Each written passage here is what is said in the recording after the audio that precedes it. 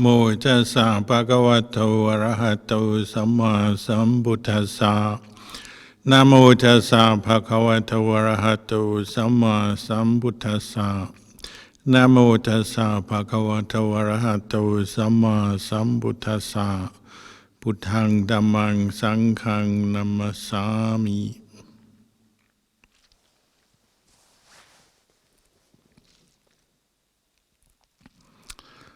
Blessings, good evening to you all.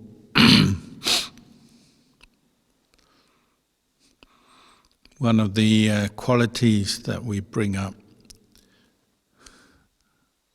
or should bring up frequently in our practice, is the Brahmavihara Dhamma of mudita,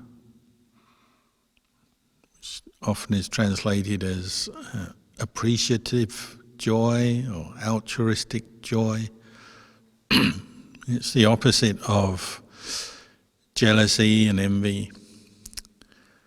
It's where you focus your mind on the good in yourself or your own success and goodness, and then the goodness and success in others, and really delight in it. So it's the delighting in the genuine, sincere wishing for that success, that goodness, that happiness to continue. So in a few days it will be the birthday of Luang Por Anan, who is the teacher to many of us.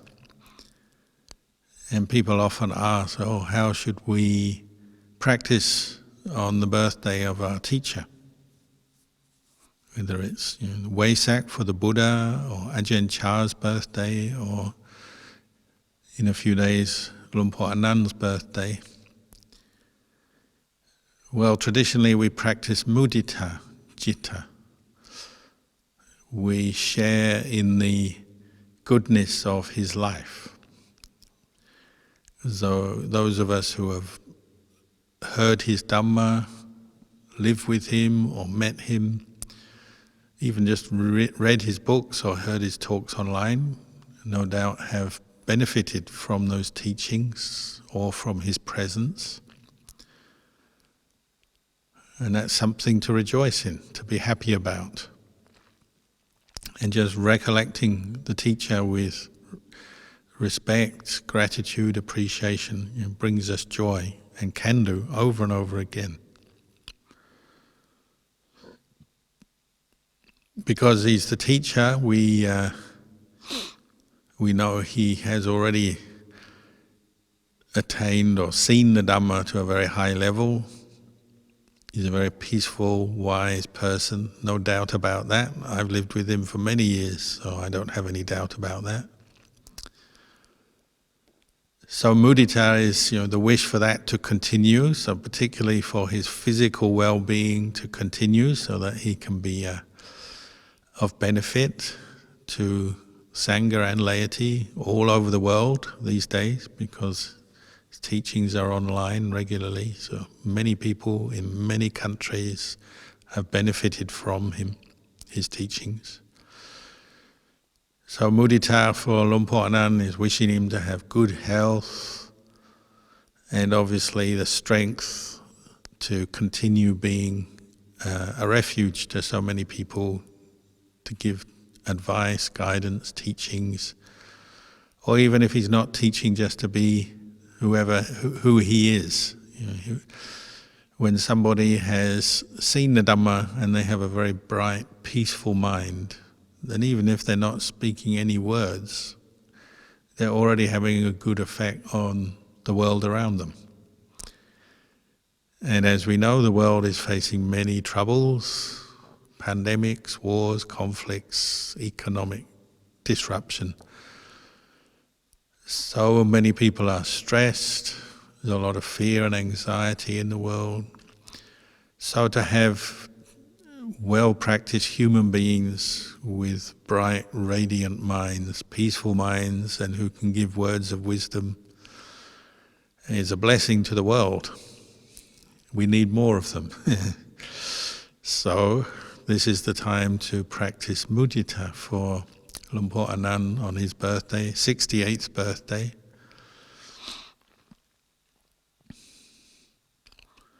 And this practice of mudita, whether it's for the Buddha, Luang Por Chah, Luang Por Anan, or anyone else who's helped us in our life, perhaps our parents, grandparents, uncles, aunties, teachers, good friends. It's that wish for them to be healthy, happy, successful, for their good health, their health and happiness to continue. It's that wish. May they not be parted from the good fortune they've attained. May it go on and on for a long time. That's our wish. And it's one meditation, the Buddha said. It's a meditation that uplifts your mind, brings up joy and counters the tendency towards jealousy and resentment. It's even possible sometimes with good human beings who have helped us or helped other people. Sometimes we do feel resentment or jealousy. Maybe the teacher ignores us sometimes. It can happen. If you have a popular teacher, you go to see them, maybe you don't even get to talk to them. It's very common. You maybe sit there and they haven't got time to talk to each individual person in the monastery, and they may give a general Dharma talk or teaching, but you don't get any personal contact. So sometimes people feel a little bit hurt or resentful. They say, oh, he didn't look at me, he didn't talk to me. Well, that doesn't matter. If you're in the presence of a good teacher or somebody else, a good family member or good friend, just accept sometimes they will talk to you and address you. Sometimes they may not have the time or the situation's not right. So if you notice any feelings of being hurt or feeling resentful, try to catch that and bring up the mudita instead. And be happy that you've seen the teacher even if you haven't talked to the teacher. So mudita is like this, it liberates us from our jealousy, our resentment. And this is the flavor of Dhamma practice, isn't it? You're finding ways to liberate yourself from suffering. And suffering, the kind that you can liberate yourself from, is it's mental, it's unwholesome, unskillful thoughts such as jealousy, resentment, feeling sad, hurt. Things do happen in life. Quite often it's unintentional. Occasionally it may be people's intentional actions that have hurt us, but quite often it's just situations contrived that we don't get what we want, so we feel sad or hurt. But this is suffering, isn't it? This is dukkha, and this is something we have to become mindful of and address. This is the purpose of our practice. The Buddha used to say, when you practice mindfulness, you begin by becoming mindful of posture. You notice how you change your posture when there's some dukkha. When you have some pain sitting, then you wriggle around, move around a bit, or if it's more intense pain, you get up and you walk away, do something else for a while, or stretch. Or at the end of the day, when you're tired, you lie down because you're tired. You change posture to get away from pain. But mental suffering, say if you do feel jealousy or resentment, rage, envy, that can haunt you like a ghost all day long, can't it? You change your posture, but it doesn't go. Say if you're jealous of someone, you lose your mudita. That feeling, that emotion can go with you whether you're standing, walking, sitting or lying down. So it's like a ghost kind of haunting you, all that keeps coming back into the mind and you can't escape from it. It's like Ajahn Chah says, it's like you have a bad smell. It's kind of floating around you. But it's your own thoughts. Nobody's doing it to us. It's our own thoughts that we've either not recognized And out of habit, out of delusion, we just keep falling into that way of thinking. Or even if we've recognized we don't feel strong enough or able to let it go yet, so we're just stuck with it, like a bad smell. And it can be worse than the pain of the body. The pain of the body you change through changing posture, or if you're ill, you go to the doctor, maybe get medication or treatment, and you get better, hopefully. But the pain of the mind often just carries on, doesn't it? Jealousy can last a lifetime if we're not careful. It can migrate, you're jealous of one person, and then later on it moves to a new person, the new focus of your jealousy. Sometimes at work it's like that, isn't it? You're jealous of the person who seems to have the attention of everyone and seems to have an easy time of it, and the boss likes them, gives them all the easy jobs and speaks nicely to them, whereas you get ignored or get all the bad jobs dumped on you. And then that person moves on, and then someone else becomes the focus of your jealousy, because it's an internal kilesa, it's your own suffering and it's your own attachment. And it will move from object to object. So just getting rid of the person you're jealous of doesn't solve the problem. It merely migrates to a new area of your life. This is why mudita is such a useful quality to develop, whether it's a meditation or just a wise reflection for daily life. You're bringing up the quality of mudita directed, and you begin directing it to people who it's easy to have mudita for, so such as teachers on their birthday, for enlightened individuals, for Dhamma friends maybe also. There may be those people in your life, not just Sangha, but Dhamma friends who have supported you in your practice, encouraged you to listen to Dhamma, go to practice dharma, keep precepts, meditate. You may have those individuals in your life. So it's another area you can practice mudita. Again, even in the practice of Dhamma, especially in the beginning, we can have jealousy arise. I guess you call it spiritual jealousy, but really jealousy can't be spiritual, but you might call it that, because it's jealousy over somebody else who seems to know more than us, or know how to practice better than us, or seems to get more attained than us, has better experiences than us. There's always that person on the retreat who can't stop telling everyone how good their meditation has been, how peaceful they were, how many insights they've had, this and that. And it may be true, and it's good, but often it's in the beginning of our practice, these situations stimulate jealousy. So even our Dhamma friends, we have to consciously bring up mudita for them to counter that. And you notice how your mind often, it's just creating its own story about things, so you project onto other people. So if you have a fellow Dhamma practitioner, you just assume that it's easier for them because you're encountering difficulties in your meditation. Maybe your body hurts and you feel tired and your mind is all over the place, can't settle down. So you look at someone else and you just assume their meditation must be better than yours. But you don't really know. They may well be looking back at you assuming the same thing about you. Because when we sit still with our eyes closed, most people can't really tell what's going on in our mind. Sometimes we can't tell what's going on in our mind. We're not mindful enough, let alone someone else knowing.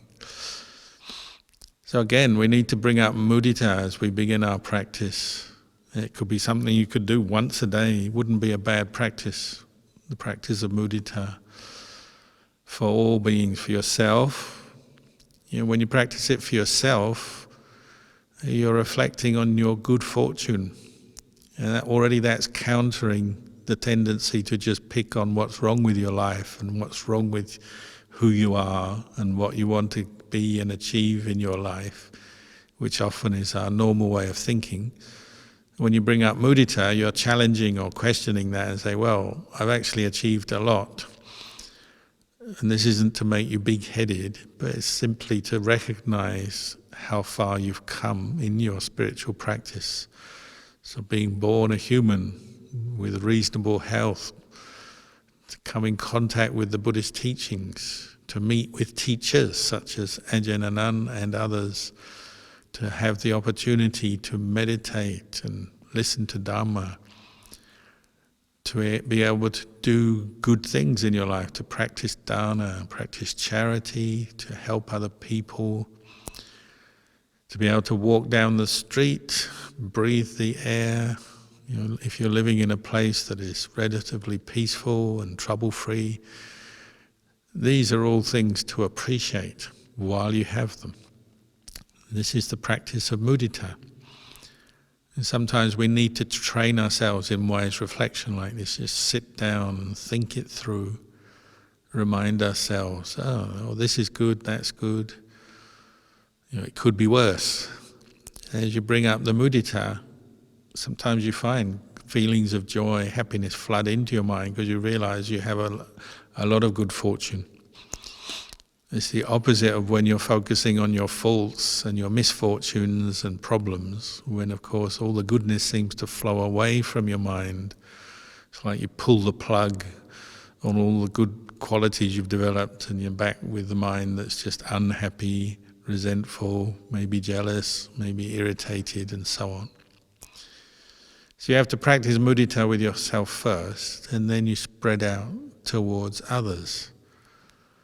And you can go one by one through your family, your friends, teachers of course, work colleagues, out to the world, neighbours, people you know but hardly are close to, you know, people you're not very close to, until you reach strangers, and just all beings in all directions. Because it's one of the immeasurables. You know, when you develop mudita as a meditation, you're really sending it in all directions, wishing everyone to uphold whatever success, good fortune they've achieved so far. May it continue and may it grow. Because if people grow in their good fortune, the world will become a better place. There'll be less conflict, less battles, less competition. So it's the antidote to jealousy, resentment against, maybe there may be certain individuals in your life that you are still resentful of, that they seem to have got ahead when you didn't, they seem to get a better deal than you, they've caused so much trouble and yet they seem to get away with it. You know, there's always people around we seem to think are like that, but another part of this is recognizing we don't really know their life that well. We can't be sure. You know, Ajahn Chah used to say, you know, we are so quick to judge other people and we know ourselves so little. You know, other people we don't know that well. We can only guess. So when we are jealous of others, you know, we're often assuming something that may not be true. You know, maybe some truth to it, but maybe not true, or maybe not true at all, and maybe they're having a terrible time of it. We just don't realize. Because each of us, we're in our own inner world, aren't we? The world of the mind, our thoughts, our feelings and emotions. And that's not always obvious to other people. So Ajahn Chah said, you know, don't be so quick to judge other people. Look at yourself, get to know yourself, because that's the most valuable thing we can do. And this is another practice of mudita. You're just recognizing your own good qualities, your own innate good qualities and your own potential, and bringing that up through the practice. And not giving in to the cynicism or the negativity that our culture kind of so easily passes on to us, and we often feel that we have no good qualities and we're going nowhere and we're hopeless, we're a failure. It's very easy for us to fall into that way of thinking. When you practice mudita, you're going against that. You're saying, no, there's good qualities here and there's potential to develop more. more good qualities. Because to be born as a human being is actually a great good karma, great good fortune. And we have to build on that through our practice. Doesn't mean to say there aren't obstacles and that we don't have challenges, but when you're practicing mudita, you're putting the mind in a very positive place, building on the successes, the good fortune, the good qualities that you've seen, or even if you're only vaguely aware of them, you start to nurture them, just like seeds. If you ever cultivated a plant from a seed, from the first day you don't see anything and you water the earth, it might be a few days before you see the tiniest shoot, and then it seems to grow very slowly. But imperceptibly, it gradually grows, and then a few weeks or whatever, and you realize, oh, now I have a plant. Mudita, as a practice, appreciative joy, is one of those qualities that nurtures the mind. It's the water that goes on the seed, and even though the results of it may be quite slow when we're directing it to ourselves, they still come if you keep at it, keep working at it. And when we need a top-up or a reminder, well, we go back to those people who we can easily summon up mudita. So we go back to teachers. You can start with the Buddha, or Ajahn Chah, or Ajahn Anan, and other teachers and friends, people who have helped us, and just wish for them to be healthy and happy. And usually that brings joy quite quickly because we already have a relationship, some kind of connection to those people. At the very least, we've heard their teachings and appreciate them. So you can go back and forth like that as you're practicing mudita. You think of the ones that mudita arises easily first. Then you go towards people you may have resentment or jealousy towards. And then when you're finding it difficult again, you go back to those who you can bring up the mudita. So you become familiar with that emotion. It's a positive emotion. So there's a feeling and there's a thought, and we're expressing it in our mind. So you can go back and forth like this. And we need to do this because, as human beings, we keep falling into delusion. We're not perfectly mindful. We're not perfectly wise. So we slip back into more negative ways of thinking. And it will come up when we're least expecting it. That's the way kilesas, mental defilements are. Because they're coming out of delusion and ignorance, they just pop into our mind when we're least expecting it because we're deluded. And they slip into our thinking, and then suddenly we find some jealousy, some competitiveness come up. Even when we're doing good, we look across and we feel someone is doing better than us as we're trying to do something good, but they seem to be able to do it better than us, and we're not happy. And we lose the very goodness that we were trying to develop. So when you do fall into jealousy, whatever peace, mindfulness, insight you've developed in your meditation will disappear. Whatever goodness you've generated, maybe helping someone or practicing some generosity or charity, will disappear. When you lose your mudita and you get caught into the resentment, then straight away you've lost the very goodness that you developed through that good act. Our mind is so quick, it can be one simple train of thought rooted in jealousy, and it's gone. It's lost its peace, lost its happiness. It may become like a ball of fire if it's really strong. It may be just passing jealousy, but sometimes it can be very deeply ingrained. And all the goodness of the mind is gone. So like the other Brahmavihara Dhammas, metta, karuna, upekkha, mudita is one you have to keep cultivating, developing on a regular basis. The happiness for others, even people you don't like particularly, If there are people around you that you don't particularly like them or agree with them, but they'll still have things that you can practice mudita for. If they've got good health, well, good for them. If they're successful in their life, good for them. You can develop mudita even towards your enemy or someone you might consider an enemy.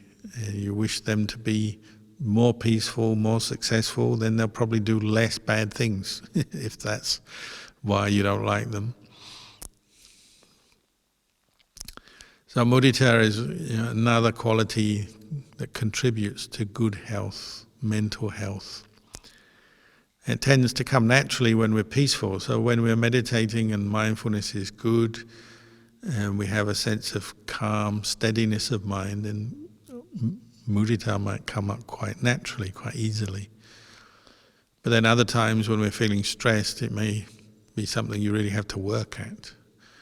And a lot of our practice is like that. You have to be ready for those times when you've lost your mindfulness and your mind is feeling right down on the floor, your thoughts are really negative and you've got very little self-control and your mind seems to be all over the place.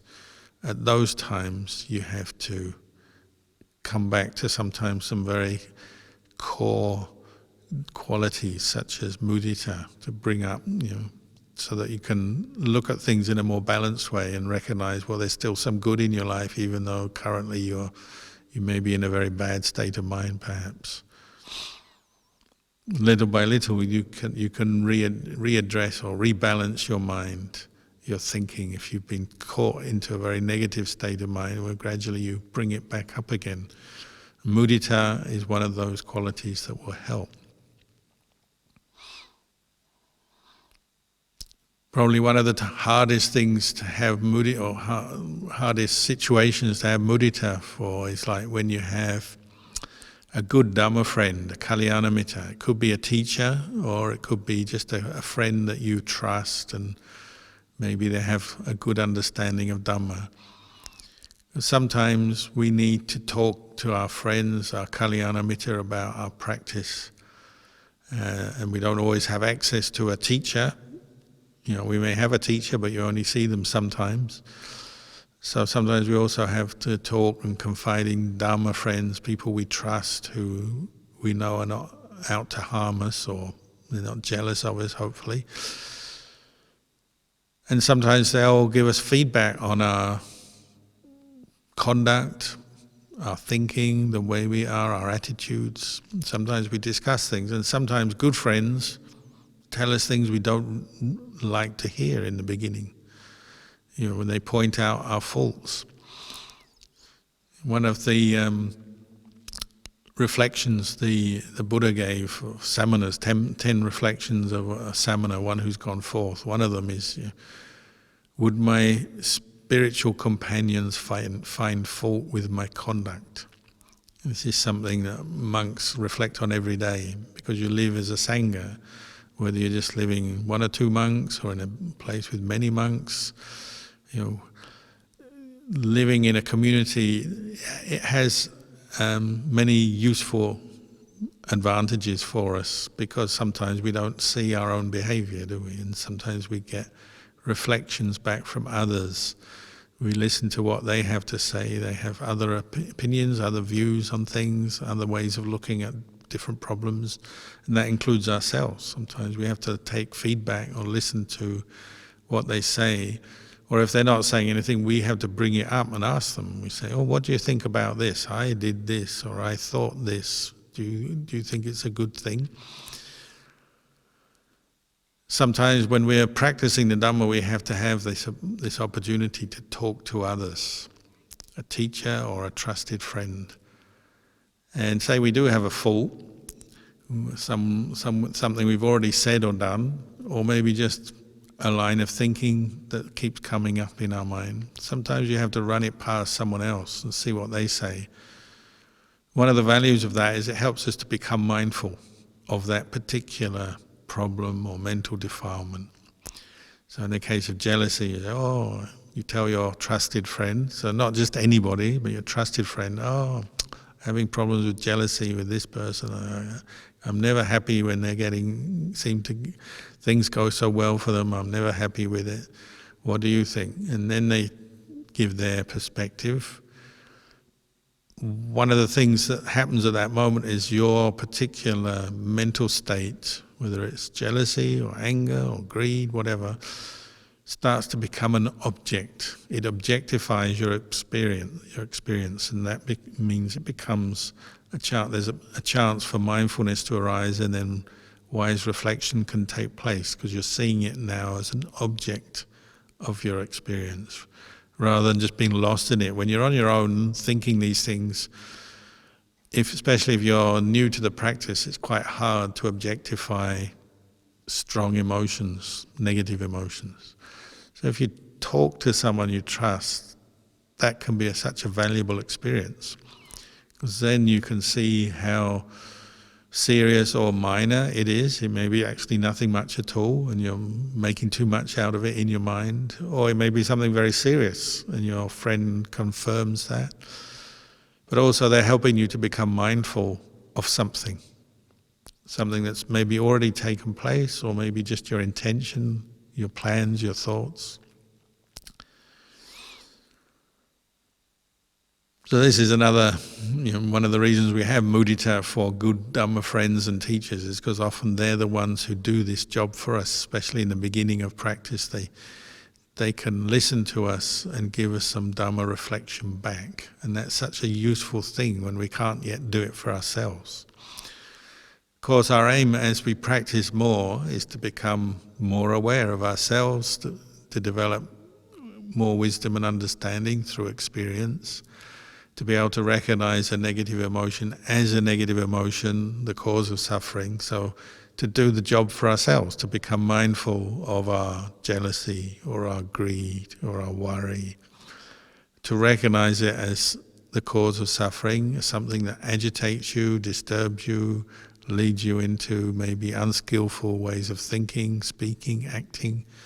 Once you recognize that, then you start to practice letting go, not feeding that particular train of thought or mental state, seeing its impermanent nature, so that that will help to lubricate the letting go process.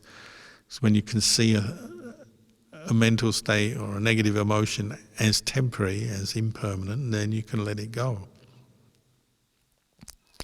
So our aim is to be able to do it for ourselves, to be our own good friend, true friend in the practice.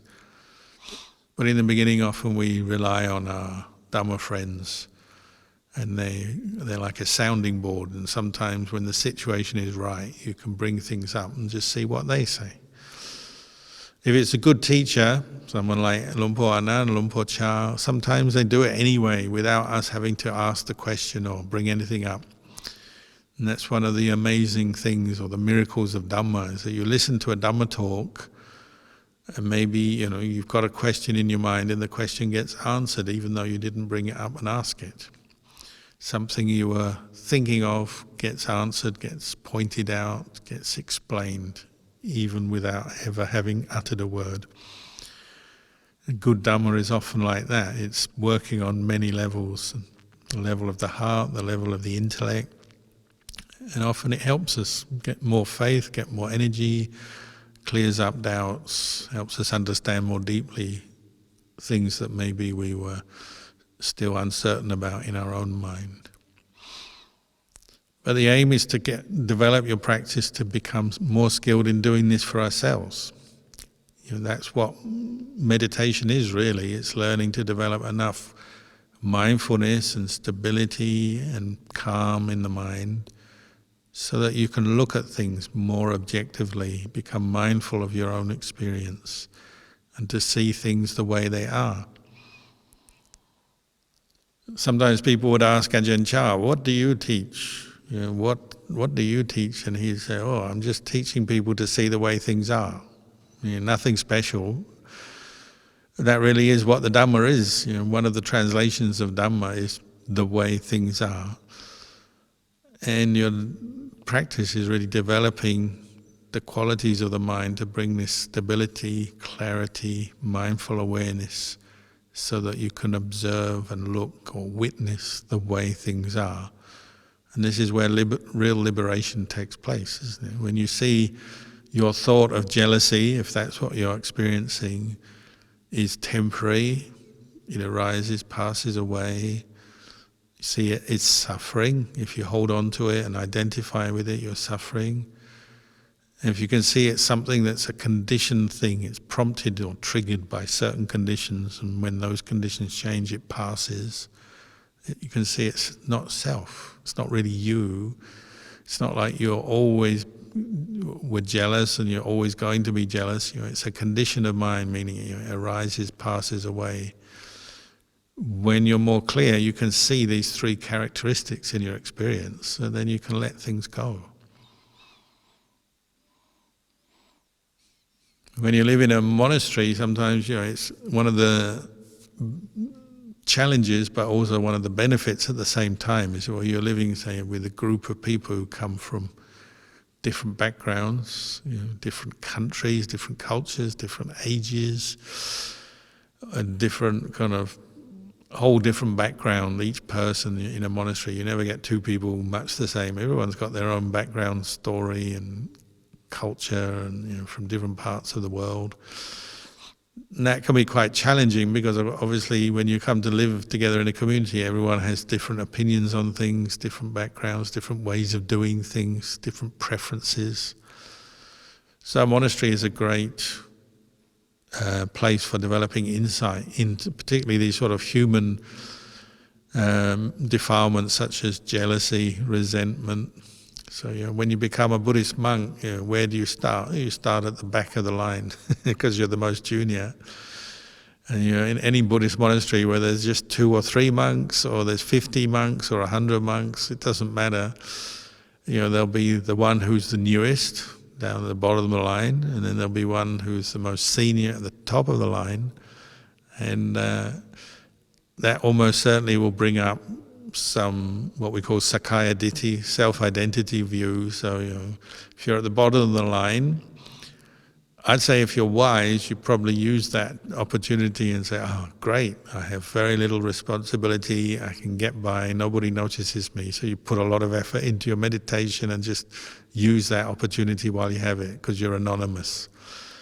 But sometimes there'll still be this self-identity view, Sakkaya Ditthi, is stimulated in situations. Someone further up the line gets some treat that you don't, or some privilege that you don't, or gets something that you don't. So then the feeling of indignation may arise. It's not fair, especially if you're brought up in Western culture. You have this sense of everyone is equal and should get a fair go and have this fair say in everything. You should be able to express your opinions, should be able to receive the same things as everyone else. But it's not always going to be like that, because life isn't always like that. So in a monastery, you get to see that. So you get to see jealousy, resentment come up over trivial little things sometimes. And it's good, in a way, it's good fun, it's good teaching. You learn from this. And if you understand this point, then you don't really worry too much about it, because you can see you're burning off defilements because the situation is stimulating them, and then you can let go. But of course, if they get the better of you, then it can be miserable, because you might be at the bottom of the line for a long time. Of course, what people don't realize at the bottom of the line is that when you get to the top of the line, you still have these problems. It's just they may be slightly different. So if you're at the top of the line, maybe you have all kinds of problems, like you have to have a sense of responsibility for everyone else in the monastery.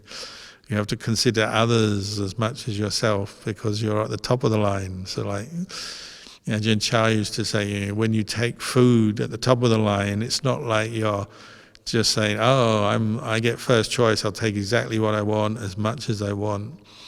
In his day, the food wasn't that much sometimes. There'd be quite small amounts of food offered. Thailand, rural Thailand, northeast Thailand used to be quite a poor place, so people didn't have a lot of food to share. So they'd offer to Ajahn Chah. Ajahn Chah would have to think how many monks are in this line, and then there's the nuns as well, the novices, the nuns, and maybe some lay people stay in the monastery, and he'd have to start thinking of the people down the other end of the line. So the situation is in reverse, say, from the most junior monk or novice, but really there's similar pressure, similar challenges.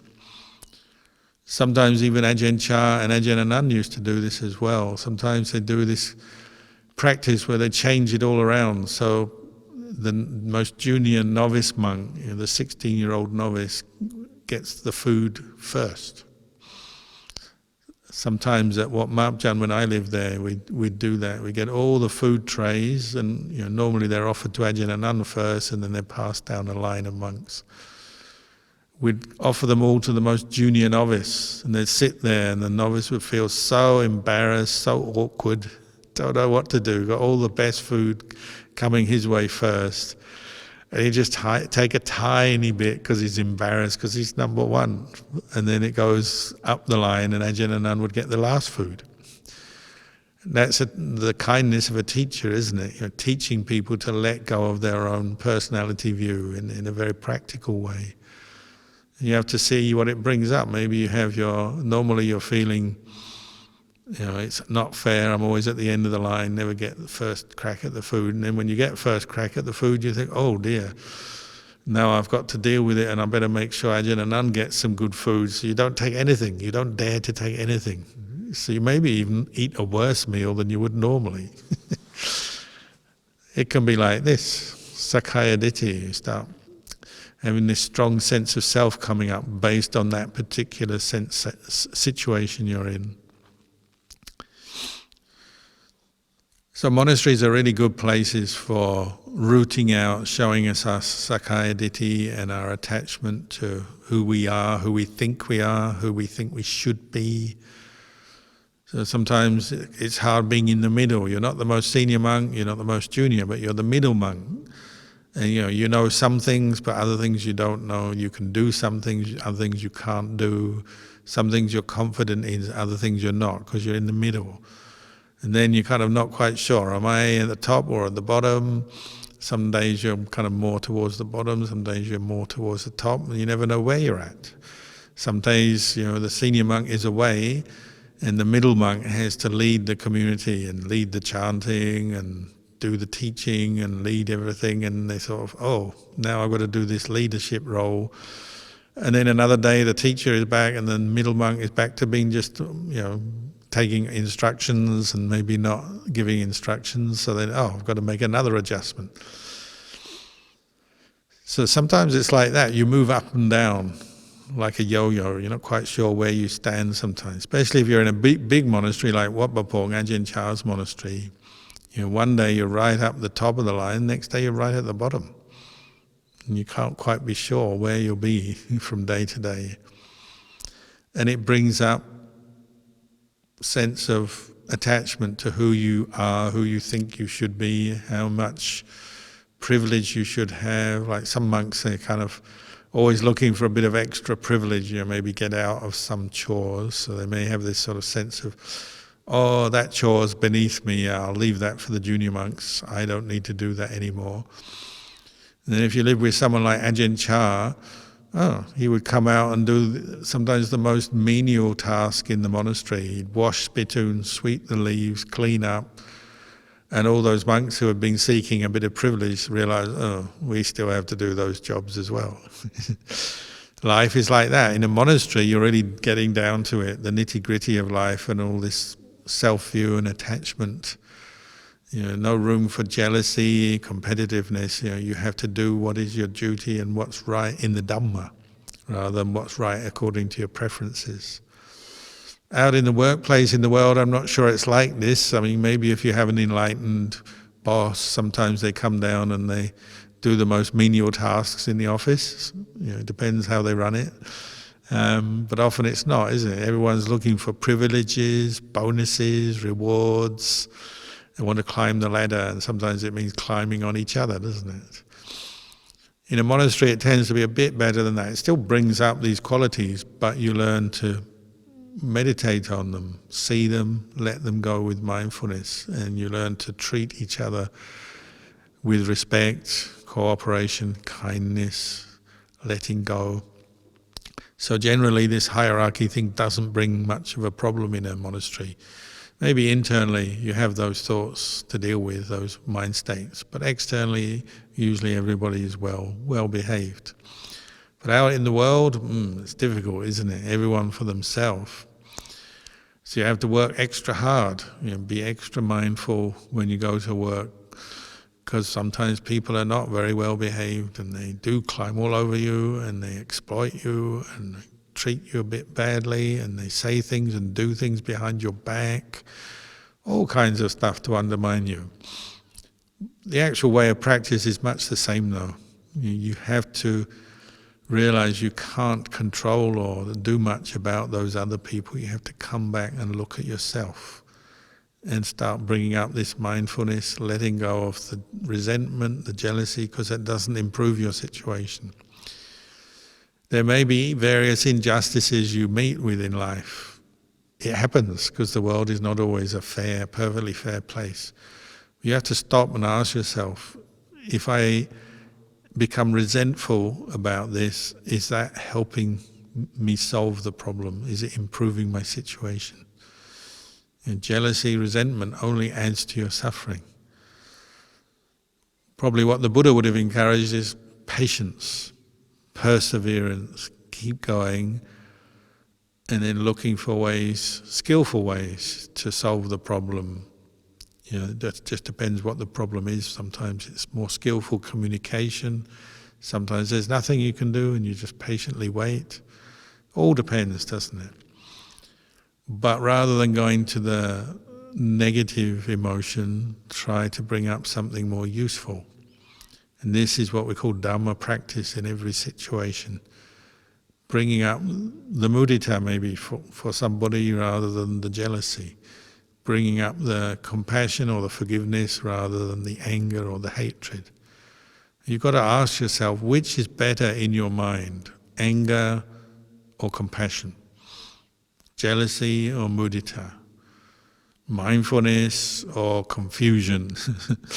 These are questions you have to keep asking yourself, and then that steers you in the way, the correct way to train your mind and develop your mind. And really we have to do that for ourselves, learn how to do that, because your teacher won't be with you at work, your good Dhamma friend won't be with you in that moment when you need them. We have to learn how to do it for ourselves. But of course, when the time comes, you can go and consult your teachers, your Dhamma friends, and that's good as well. But that may not be always available to you. You have to learn how to consult yourself. You have to learn to be your own Dhamma consultant. So you literally, when you've got a break, stop and ask yourself, what am I thinking here? How skillful is this? Is this helping me or not? Is there any other way of looking at this situation, this problem? If you're really caught into resentment, you just ask yourself, well, how long does this last? And watch, and you may find it doesn't last that long. It's just a thought, a feeling that comes and then it goes. So we have to learn how to develop this skill of wise reflection and apply it in our daily life over and over again. And this is exactly what monks are doing in the forest, no different, but you just happen to be in the workplace. So you get on with your job, and there's some people around you who are helpful and reliable, kind, and there's some people who are not so helpful, not so kind. That doesn't matter, you just have to get on with your practice and get on with your job, get on with your life. But at the same time, you're learning how to look after your mind. Another way Ajahn Chah used to say, don't give importance to those negative thoughts. They may come up, they'll be triggered by situations. Somebody's rude to you, so you feel hurt and insulted. But don't give importance to your feeling of hurt and being insulted. Note it and then let it go. You might call that vipassana in practice in daily life. You note things, you can't avoid it. Something's triggered, you have to be with that anger for a while, that resentment.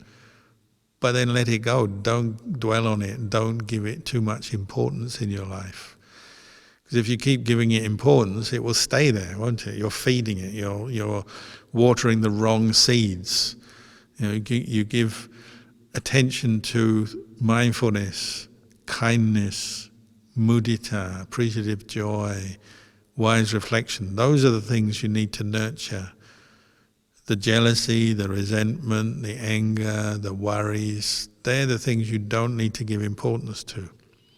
You can afford to let them go, ignore them. They don't help your situation. This is how we practice. Who is it who gives energy, fuel to these more negative states of suffering and stress? It was us.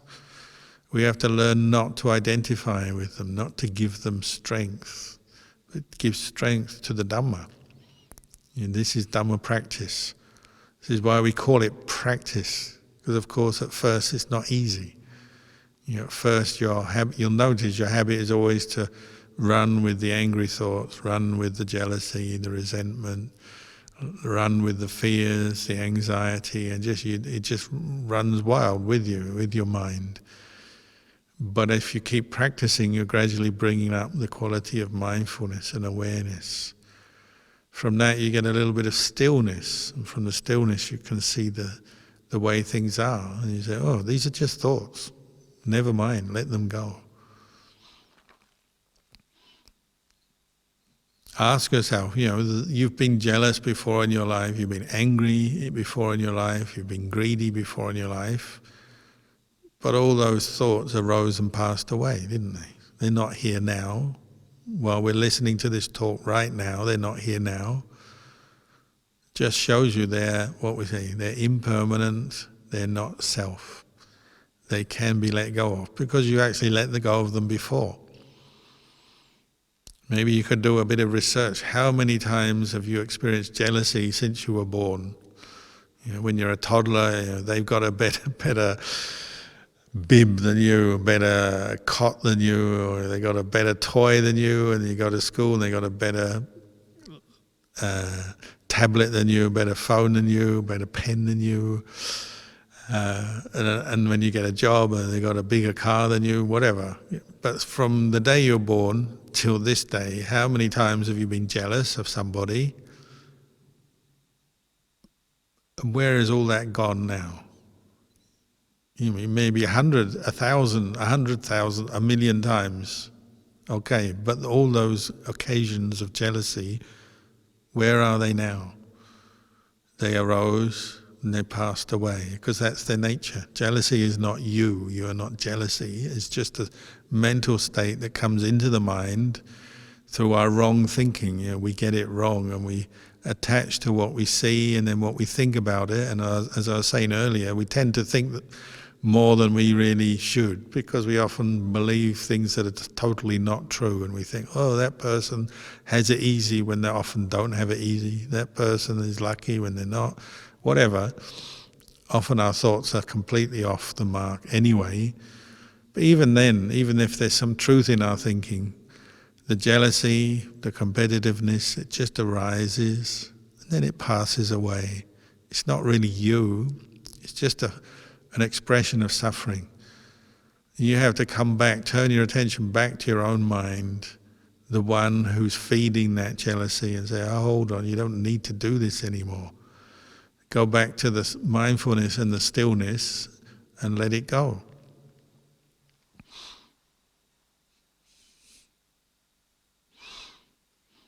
It's just like, I say this quite often, it's quite just like the cows in the fields around here.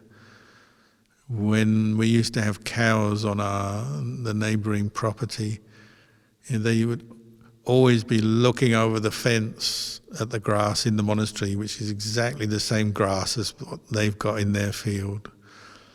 No different. But they're always looking over. Sometimes they push their head through the barbed wire fence and even scratch themselves, biting and eating the grass on our side. Because animals tend to be like that. They're always looking over their shoulder at something that they think is better. Or the ducks, we have lots of ducks here and we feed the scraps from our monks' bowls to the ducks. And there's always one duck who's like the boss duck, and he spends all his time chasing everyone away so he can have more food for himself. But he never actually gets time to eat because he spends all his time chasing the other ducks away, and there's a lot of ducks. So you watch him, and say, why don't you just eat? You get more food that way. We can't bear to let other ducks slip in and get their share. He's got to keep it all for himself. And in the end, often he doesn't even get much. He has to fly away because some bigger bird comes along or something. The human beings are like this. We get into our jealousy and we're thinking all about those people and what they've got, and it's not fair and it's not right. And all the time we're missing the very things right in front of us. When you bring up mudita, then you start to appreciate what you've got. Your mind is in a more positive state. You can focus on what you have to do, your work, your life, and improve it immediately. But when we give in to the jealousy, it's like our mind goes off and we're just like that duck. We don't get to eat anything. We're just chasing other people, thinking about them, comparing with them, competing with them. This is the value of the Dhamma practice. Bring up some mindfulness and ask yourself, what am I doing here? Why am I thinking those thoughts? What's the benefit of thinking in this way? It's not helping me or anyone else. It's just making me miserable. It's suffering. And what did the Buddha say we should do with suffering? We should find its cause and let it go. Don't feed it. How do you do that? Well, you establish your mindfulness and you say, oh, this is suffering. See, when I hold on to these thoughts, I grasp hold of them, I give them too much importance, I suffer. Therefore, I should let it be, let it go. Not give them importance, just let it go. And the mind comes back to normality, peace, fine. If you can do that once, you can do it again and again. And you just keep doing it. Sometimes the most foolish kind of jealousy is jealousy for spiritual attainment, isn't it? When other people seem to be attained, whether they are or not, we don't know, but they seem to have samadhi, insight, they seem to be so generous, so compassionate, so popular, all those kind of labels we put onto the other people that stimulate our own jealousy. We think they're better than us and I'm so bad and I've got no good karma, no merit. There's something you should really investigate. Ajahn Chah never said we're practicing to attain anything. Spiritual attainments are just a figment of the imagination, really. It's a label you put onto a person or something. You're chasing some kind of gold at the bottom of the rainbow that you never reach. Ajahn Chah used to say, just be mindful of what arises and passes away in your experience from moment to moment. If you keep doing that, you will become enlightened, because nothing will be able to rule your heart, nothing will overcome you. All you need to do is maintain that mindfulness. So you don't need to attain anything, just be aware. If the mind is going out looking at other people thinking, oh, they're so serene, they're so wise, they're so popular, you've lost it. You're no longer mindful. You're lost in that train of thought, that mood, that mental defilement. It's not the way.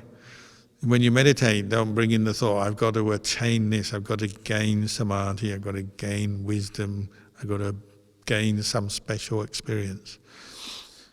Your aim is just to be mindful. Whatever arises passes away, just to see that. That's what Venerable Sariputta Upatissa gained when he heard from Venerable Assaji when he's walking through the village and he asked him to tell him some Dhamma. He said the Buddha has explained all things arise from a cause and what that cause is, and all things that pass away, he's explained how they pass away. Because that's the nature of phenomena. Everything arises and passes away. So we're not practicing to attain anything, and there's no one to be jealous of who we think has attained something. If we're going in that direction, it's going further away from the Dhamma. You're watering the wrong seeds, you're getting the wrong kind of plants growing in your mind. We're developing the Dhamma of mindfulness and observing what arises, what passes away, and just keep doing it over and over again. So if it is jealousy, we have to accept it. If you're truly mindful, you don't blame yourself. You say, okay, this is jealousy, but then you let it go. Just let it go by not giving it importance. If it's worry, you do the same. Anger, you do the same. Greed and desire, you do the same. So sometimes I'd ask Ajahn Chah, what have you attained in your practice? You say, nothing. There's nothing to be, no one to be, nothing to become. We're not practicing to attain anything. But he was very peaceful.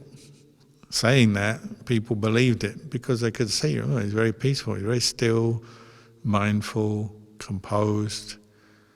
He had whatever it is that we want from the practice, it's just he wasn't trying to attain anything.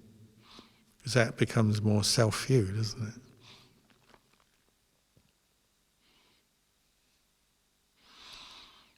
So when it's the birthday of our teachers, we have Lumpur Anan in a few days, it's a time to express mudita, appreciation for all the good he's done.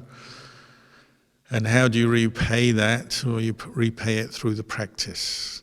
So it's a time to practice the Dhamma, practice dana, practice keeping sila, practice mindfulness, reflecting on the Dhamma, until you see the same kinds of Dhamma that he's seen.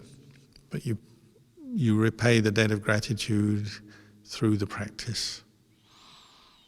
So maybe I'll leave you with those reflections tonight.